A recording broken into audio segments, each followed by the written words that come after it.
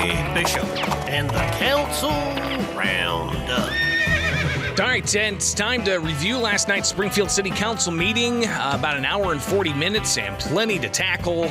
So we'll unpack a lot of what's happened last night, as we do each and every week.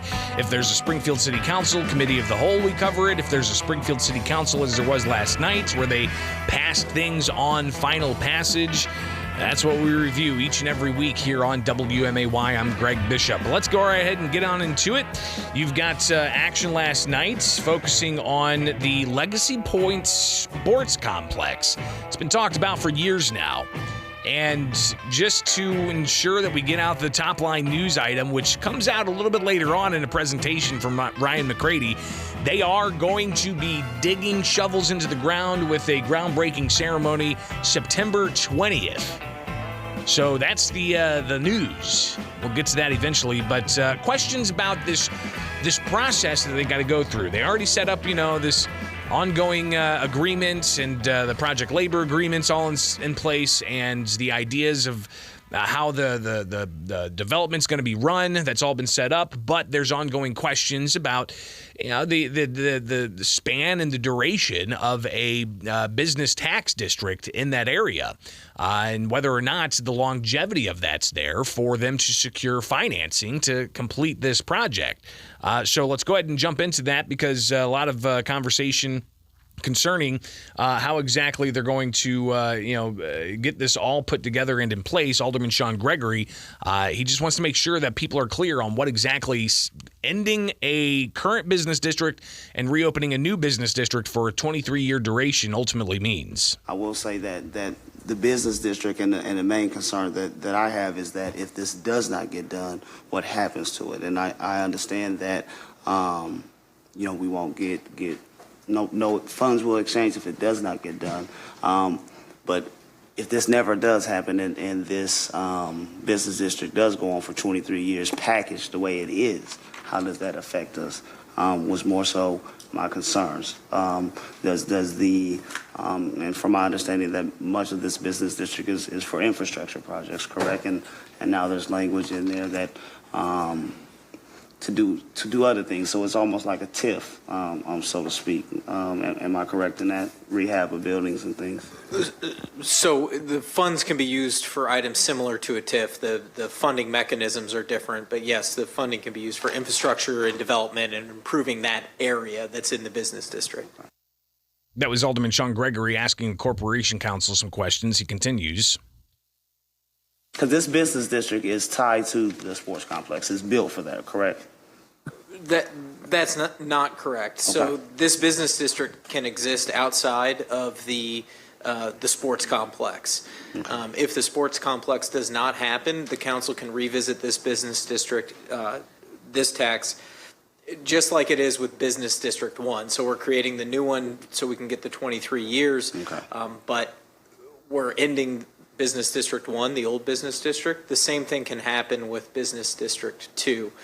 But at the same time, if the sports complex does not happen, the business district still exists, so the council could decide what other developments could go in there, or likewise across the street, okay. Where there is no planned development, what infrastructure and what businesses can be assisted in going into that spot. This council will have that authority. The council has some broad authority in a lot of this. And the Corporation Council, the lawyer for the city, he continues to delve deeper. The reason you're being asked to terminate the current business district and create a new one is because there's no way to extend the old one. So the 23 years, the reason this is being presented and the reason we looked at it was because we needed to figure out a way, if we were going to abide by what we agreed to in the redevelopment agreement, we needed to create a new business district, figure out a way to have it last 23 years. This is how we do that. And then in looking at it and discussing with our consultants, we thought, well, if we're redrawing the business district anyway, it should be expanded to include the land across MacArthur for additional developments that we're now currently envisioning for that whole area. Okay. So again, Corporation Council laying out detail. He's got even more detail, so everybody's on the same page as to what's going on here. This council would have the authority if the sports complex came in and said we can't make it work. then this council would have the authority to pass an ordinance terminating the business district if they wanted to. So only questions from Gregory right now, but Alderman Williams, he jumps in with some of his questions for the Corporation Council and others. I thought Mr. Strauss, when he answered Alderman Redpath, indicated that it was paid to the developer for infrastructure. Is that correct? The bonds are for infrastructure development, so those are developer It's the budget projects. director. Yes. Okay, so how much money was paid to the developer? Principal and interest since the first bonds. I could come up with that number probably in a few minutes. Have to Okay. go through the financial statements. So, okay, since- and so what infrastructure was improved or? There was roads, the MacArthur Boulevard extension was part of that, sewers, Nothing was there. streets.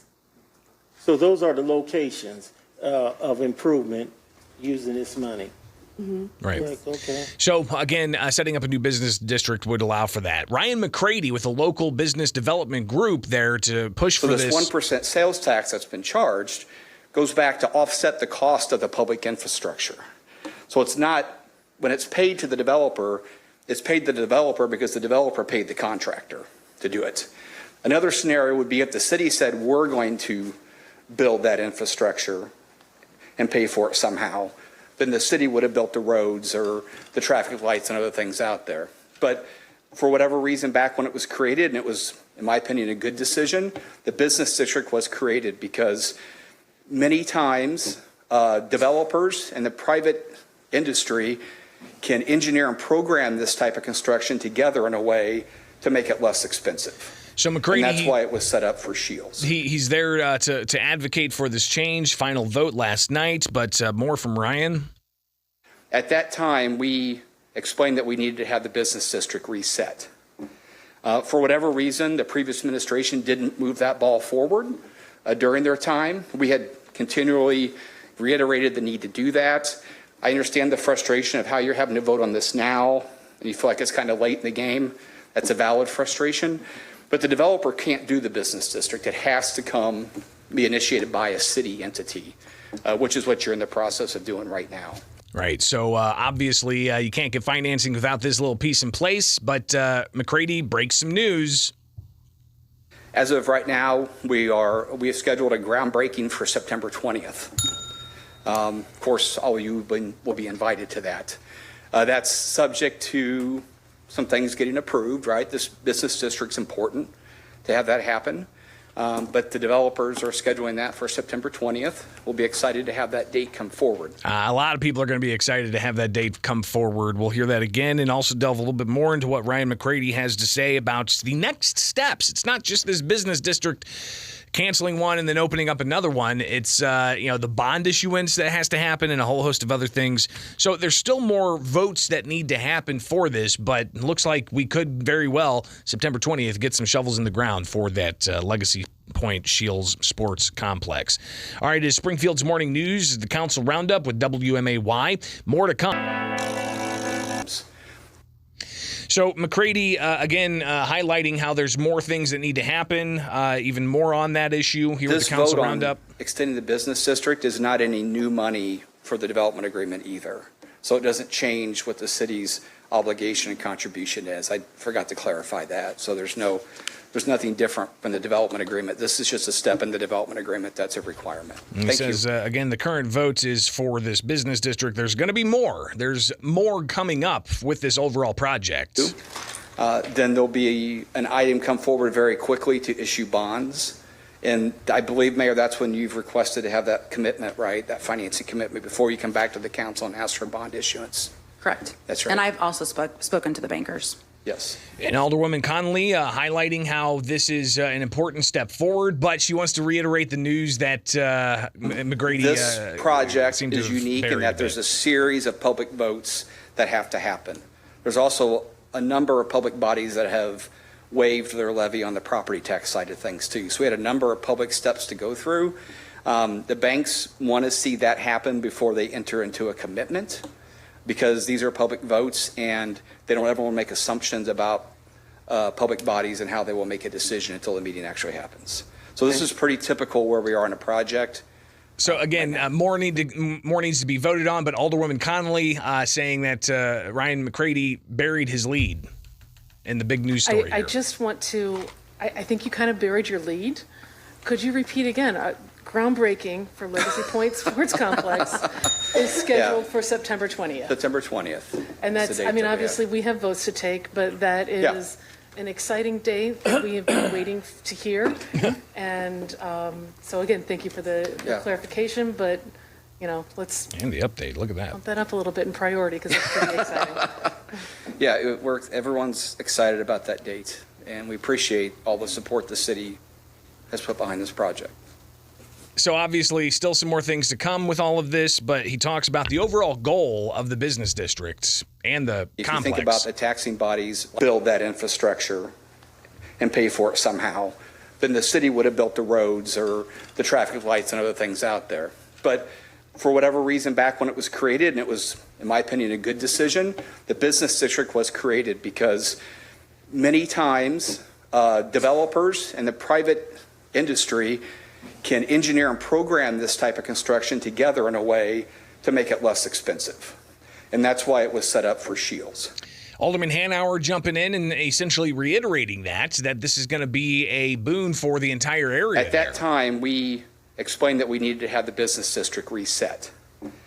For whatever reason, the previous administration didn't move that ball forward. I apologize. We'll get to Alderman Hanauer here talking about this because he just essentially says that it's the same deal that McCready laid out, that this is going to generate even more for the overall area and encourage more growth. So once the ground is broken, you could possibly see even more projects come up. So the mayor. So we'll get to all of that here with the Council Roundup, Springfield's Morning News on 92.7 WMAY, Springfield's News and Talk. It's now 7:30 on WMAY, so we'll get more of the Council Roundup in a moment. All right, just a few more things to deal with the sports complex and that conversation ongoing with the issue of a new taxing district, a business district for that part of South Springfield where they're going to build the sports complex. And the headline is the groundbreaking ceremony is set for September 20th. So that's just around the corner. But obviously they got to approve a few more things. Last night they did ultimately approve this new business district. But Alderman Ralph Hanauer, he shared how this is a big deal moving forward because it's going to foster even more development from elsewhere throughout the area to move and set up into the southern parts of Springfield there off of the MacArthur extension. Once we get the sports complex rolling out there, you're going to see growth around it like crazy. And that's where we're going to benefit even more than at the sports complex. And Scott Dole hasn't been wrong too much on the tourism stuff. And he says it'll really drive our tourism. So we'll hold his feet to the fire on that. So thank you. Not just tourism, but hotel stays, right? And that's one thing that Alderman Williams had some questions about is about the hotel stays, where those are going to go. I just want to remind you, Mayor, that when we are working with this complex, and like I said, I'm going to vote for it, and I'm hoping that it is successful, but it needs to benefit everybody in the city and not just that corner.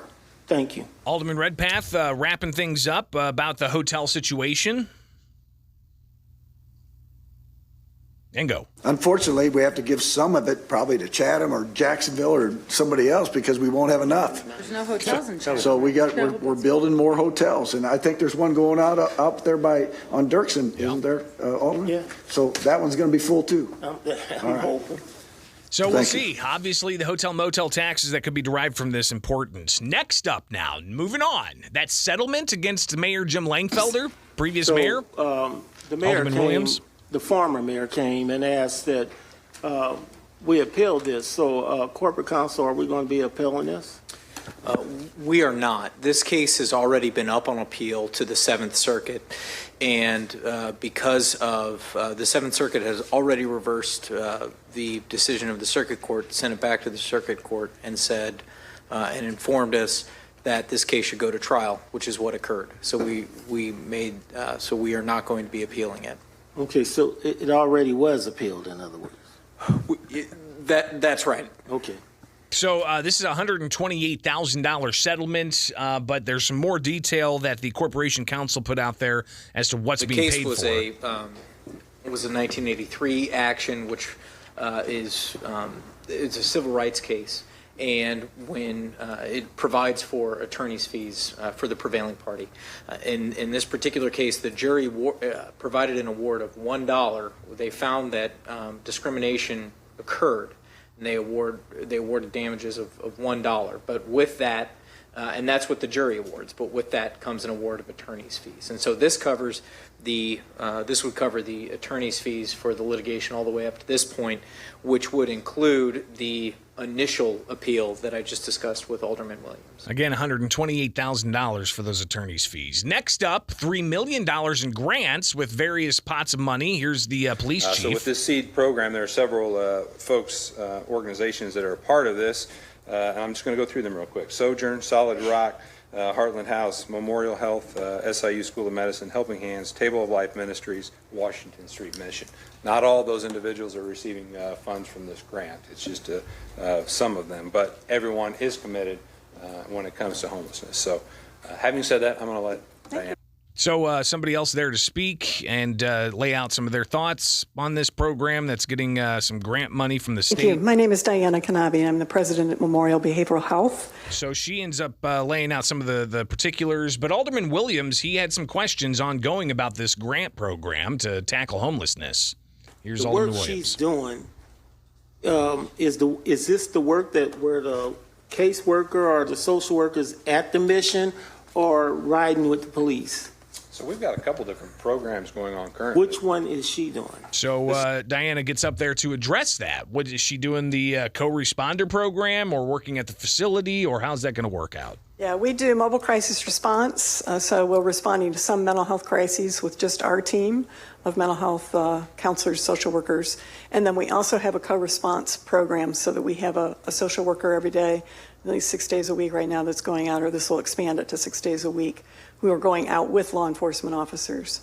And so that's part of it. So you are connecting straight to the individual? Yes, correct. Because I'm after impacts. Thank you. Yes. And that program's been in place, and I can tell you what a huge success it's been, having subject matter experts in the field that can go directly to these calls and, quite frankly, de-escalate the majority of situations that we find ourselves in. So again, they're discussing one particular part of a $3 million grant. So different pots of money for different parts of this grant. Alderwoman Conley. But this is a big step for Springfield and an opportunity for us to really highlight and showcase what a really caring and effective police department can do when we partner with the appropriate professionals and really push in to meet people where they are and address the needs that they have. And so thank you very much for coming tonight and giving a little more background and detail. And then Police Chief Scarlett, he lays out even more about this overall program last night in front of the council before it was ultimately approved. Associated with, again, it was Sojourn, Solid Rock, Heartland House, Memorial Health, SIU School of Medicine, Helping Hands, Table of Life Ministries, and Washington Street Mission. There are actually parts of the leadership team from each one of these organizations here tonight, and that should say a lot about their commitment to this program. And I know that it will be successful, and I look forward to great things from it. So. And then Alderman Williams, he had questions for another group that was dealing with helping those in the foster system combat So for me, I don't homelessness. see that when I'm out there with the homeless, so that's why I wanted to ask some questions. And one of the questions was, what's those numbers look like? It is a lot of them, a few of them, or? Yeah, that's a great question. Okay. All right, am I free to answer? Okay. So just looking at the data, just in Sangamon County, we had about 70 youth that are preparing to age out. So that's a huge number of youth. Even if it was one, knowing that one child in our community can end up homeless is a problem. So knowing that we have about 70 that are preparing to age out of foster care without the life skills, without the training that they need to become self-sufficient, our program is meant to help them with that and ensure that with knowing that about 40% of youth that age out within 18 months will end up homeless. So if we're looking at just in Sangamon County having about 7, that means about almost 28 to 30 youth could end up homeless in our community. And our program is working to ensure that that doesn't happen. Okay. So again, questions about all of the different components here and the different organizations that are going to be involved. Alderman Williams. You know, I don't see them out there, but I do get stories about on people's couches and in people's basements. And so like they hang on to different people's, I guess that's a form of homelessness and that, so that would be one that I haven't seen in the abandoned houses and stuff. These, just like I don't see the women and kids, you hear me ask them the same type of questions. I'm just trying to make sure that when we're using this grant, that we use it to have impact. We do a lot of things in Springfield for the homeless with the consortium and helping and Salvation Army, and we spend all this money and I don't see impact. So that's your council roundup from last night's Springfield City Council meeting. A lot of conversation about important things. They did approve that. Alderman Gregory, he's looking to tap into those grant dollars from the state to give to other organizations, so we may hear more about that in the future. But obviously the top line news is groundbreaking ceremony, September 20th for the Legacy Points Sports Complex. And it's something a lot of people have been waiting for quite some time. So there you go. That's your council roundup here on WMA.